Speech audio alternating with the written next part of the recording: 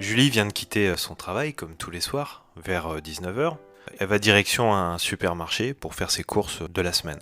Comme elle avait beaucoup de choses en tête, elle a décidé de tout noter sur son téléphone portable, de manière à oublier aucun article, puisqu'elle souhaite faire une salade pour le lendemain. Lorsqu'elle se balade dans un rayon, tout en vérifiant le prix d'une boîte de conserve, elle remarque quelque chose d'étrange. Un élément, en fait, un composant de la boîte de conserve qu'elle connaissait pas. Elle comprend pas, mais son cœur se met soudainement à battre très fort. Et elle sent même les pulsations dans sa gorge. Ça la fait sursauter et elle remarque alors que son bras, il se met à trembler, sans raison.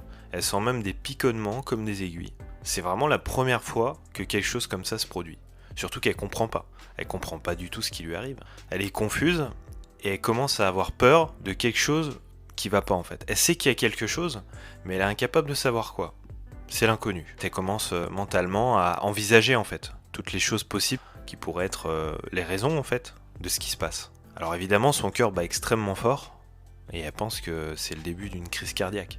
Peut-être une réaction allergique. Peut-être un effet du Covid, puisque les effets sont divers selon les individus. C'est peut-être quelque chose qu'elle a mangé dans son estomac, qu'elle digère pas. Ses muscles sont extrêmement tendus également, et sa respiration devient de plus en plus rapide, mais aussi plus superficielle. C'est vraiment des respirations de survie.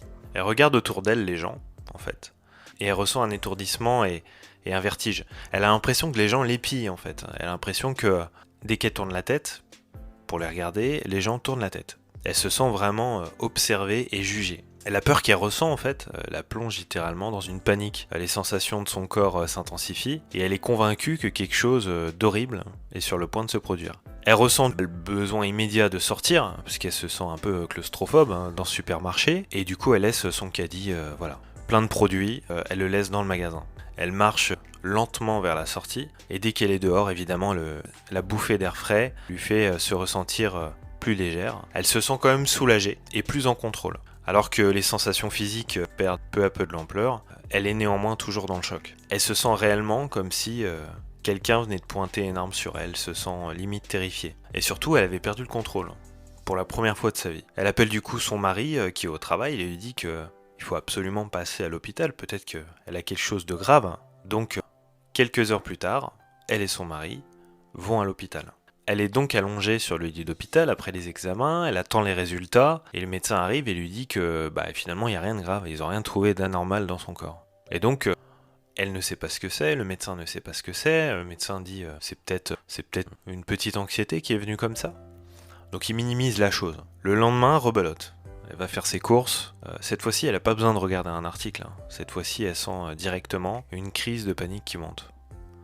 Et donc elle sort, elle redemande à son mari de retourner à l'hôpital. Et à ce moment-là, donc elle dit que hier elle est allée à l'hôpital pour les mêmes symptômes. Et là, finalement, le médecin lui dit que c'est certainement une crise de panique. C'est soulageant pour elle et c'est à la fois également déroutant, puisque elle pense se souvenir que dans sa famille, une tante avait des crises de panique et avait de fortes angoisses également. Et là, elle se rend vraiment compte de ce que c'est-à-dire que c'est un ressenti qui est invisible aux yeux des gens, mais qui est bien là, bien réel. Et c'est surtout une perte de contrôle physique et psychologique. Elle sort donc de l'hôpital et rentre chez elle. Quelques minutes après s'être allongée sur son lit, elle s'endort rapidement et le jour suivant, elle se réveille. Donc Julie commence immédiatement déjà à marronner, entre guillemets, broyer du noir dans son esprit. Elle est déjà en train de remettre en question finalement ce qu'a dit le médecin, elle ne comprend pas, elle a tout un tas de pensées qui viennent se mêler les unes aux autres, et elle se convainc finalement que quelque chose a été oublié, qu'il doit forcément y avoir quelque chose de grave, c'est pas normal.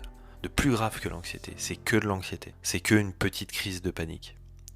Les jours passent en fait et elle peut pas s'arrêter de penser à ce qui s'est passé 2 fois dans le supermarché, et elle se sent toujours vraiment choquée par l'expérience qu'elle a vécue, et elle se dit que c'est pas possible, ce ressenti en tout cas dans le corps, elle avait l'impression de mourir, de faire une crise cardiaque. Et elle ne se sent pas en sécurité désormais pour quitter sa maison.